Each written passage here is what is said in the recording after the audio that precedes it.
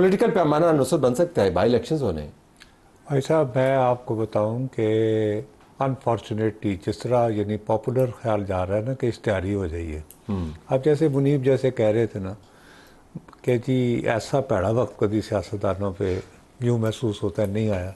जजाइज अंडमान भेजे जाते थे, काला पानी जिसे कहा जाता है, बाबूर शोर दरिया, ये कह के।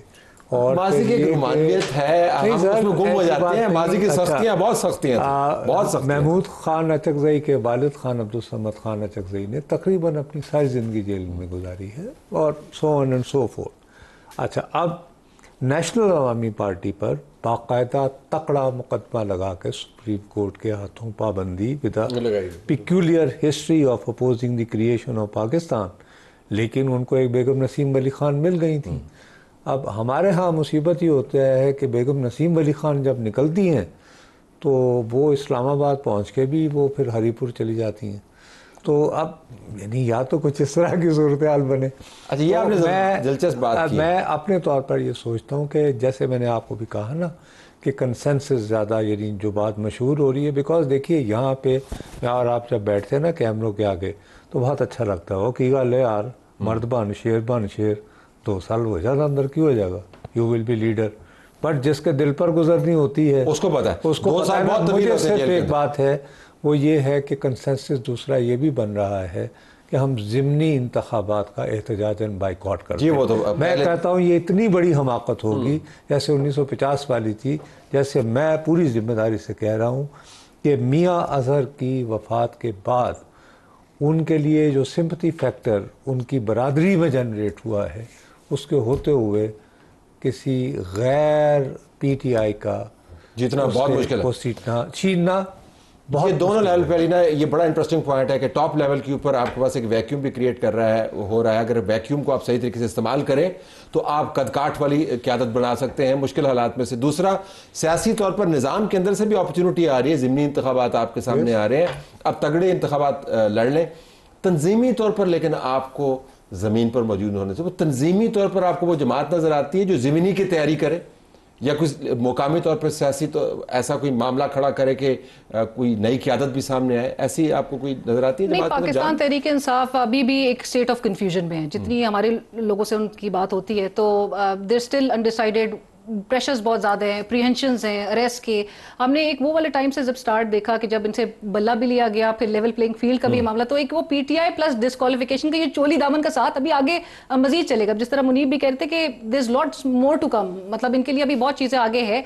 एंड ये समझते हैं कि ये अब एक फ्यूटाइल एक्सरसाइज होगी, क्योंकि अगर इन्हीं इकदाम के नतीजे में मुल्क की सेनेट, पंजाब असम्बली, आपकी कौमी असम्बली से तमाम को डिस्क्वालीफाई करके अगर बाहर ही करना है तो ऑब्जेक्टिव तो रियासत का तो बहुत क्लियर नजर आता है। ऐसे में जब रियासत का फंडामेंटल जो ऑब्जेक्टिव होना चाहिए, जो पब्लिक वेलफेयर होना चाहिए, एक तरफ हम ये भी सुनते हैं तलत साहब के पीटीआई जो है वो इनकेपेबल है, जो कि नजर आता है, नहीं कर सक रहे हैं, कोई प्रोटेस्ट नहीं कर सक रहे हैं, रिहाई नहीं करवा सक रहे हैं, कुछ भी एक अच्छा शो नहीं कर सक रहे हैं।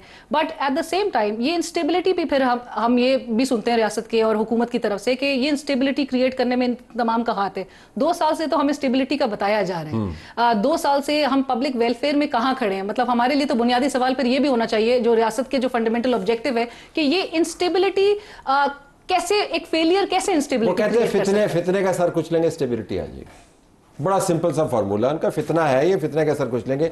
लेकिन वापस आइए इसके ऊपर, जो मुश्किल है, अगर आप मौजूदा ट्रंप को ले जाएं उस ज़माने में जब इसके खिलाफ केस लगे हुए थे, जब इसके मग शॉट्स चल रहे थे, जब इसको जेल के अंदर मुकदमे इसके ऊपर चल रहे थे और ख़वातीन के मामला से लेके तो जो रियासती दस्तावेज़ात हैं उनके मामला तक, लगता था कि ट्रंप नहीं बचेगा। एग्जैक्टली। एडवर्सिटी ने उसको फ्लोट किया। पीटीआई की एक ऐसी एडवर्सिटी है कि वो बढ़ती जा रही है, वो फ्लोट नहीं कर रही, ऊपर नहीं है। What is the problem?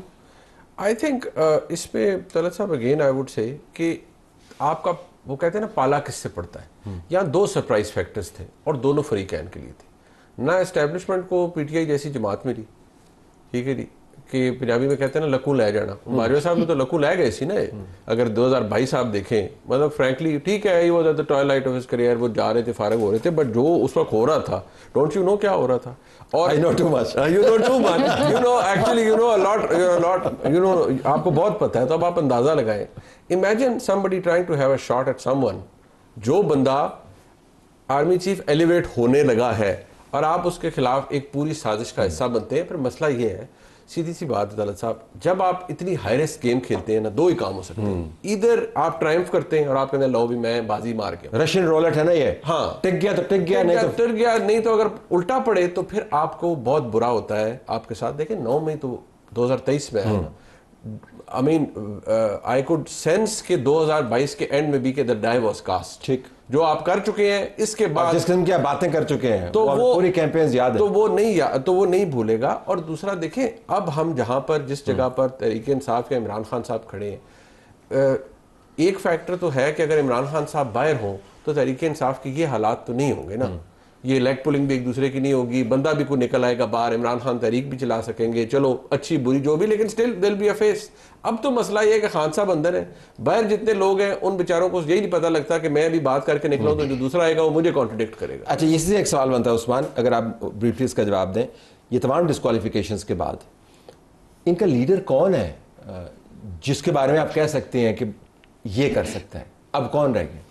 देखिए, सबसे पहले तो मैं एक सवाल का रिस्पॉन्स करूंगा कि पीटीआई का ज़िमनी इंतखाबात में ना जाने का मामला जो है, इनका एक स्टेटमेंट हो सकता है, लेकिन आज जो इलेक्शन कमीशन ऑफ पाकिस्तान ने जो जमशेद दस्ती को डिस्क्वालीफाई किया था और उसके बाद फिर जमशेद दस्ती के हल्का NA 175 के लिए इलेक्शन कमीशन ने इलेक्शन शेड्यूल का ऐलान किया था, उसके खिलाफ जमशेद दस्ती लाहौर हाई कोर्ट में गए और फिर लाहौर हाई कोर्ट ने डिसीजन दिया कि बाय इलेक्शन को सस्पेंड किया जाए, और आज इलेक्शन कमीशन ने वो ऑर्डर लाहौर हाई कोर्ट का मानते हुए उन्होंने कहा कि जी अब ताहुक्म सानी उसका बंद किया जाए। शेख वकास साहब जो हैं वो लगता है कि वो इस वक्त रेजिस्टेंस कर रहे हैं, और वो शेख वकास साहब पे बात आ गई है मेरे ख्याल में, तो अब उन पे बात आ गई है।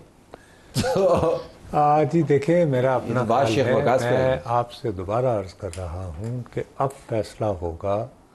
मेरा अपना ख्याल है कि अगर तहरीक इंसाफ ने ज़िंदा रहना है तो एक significant number of these people, आप डोंट फॉरगेट, जमशेद दस्ती से जी उनका फ़र्क ये है कि उनको जमशेद दस्ती को 10 साल कैद की सज़ा नहीं हुई है जी, डिग्री के ऊपर उनको अब 5 या 6 लोग जिनको 10 साल की सज़ा हो गई है वो सरेंडर करते हैं और कहते हैं कि ठीक है, तो देन दिस जमात will definitely survive but thrive. अब क्या वो होता है या नहीं होता, मैं आपको दोबारा कह रहा हूँ कि उनको उनके वकला ने कहा है कि साढ़े तो ना रहना, बल्कि एग्जैक्ट कोट अनकोट कह वकला तो वैसे रहना भी नहीं चाहिए, जिस किस्म के वकील हैं उनके बिल्कुल नहीं रहना चाहिए। एक मुझसे कोट अनकोट सुना रहा हूँ। अच्छा, फिर आप अपने अपने कौंसल से पूछ लें। वन वर्ड आंसर, ज़िमनी उनको लड़ना चाहिए या नहीं लड़ना चाहिए? अब अगेन तलत साहब दैट्स द कॉल, लेकिन विद इन द सिस्टम तो उनको रहना है ना। खान साहब के भी हवाले से ये स्टेटमेंट एस्टैब्लिश करने के लिए कि हम जिंदा हैं, हमारे पास लोग मौजूद हैं, हमारी पार्टी और अगर तो तमाम तर वो जो आग के दरिया उबूर करके ये 2024 के इलेक्शंस में आ सकते हैं, नॉमिनेशन पेपर्स और जो कुछ हो रहा था, तो बिल्कुल दरिया उबूर करें, आगे समंदर अभी बाकी है। अच्छा, ज़िमनी लड़ने चाहिए कि नहीं लड़ने चाहिए?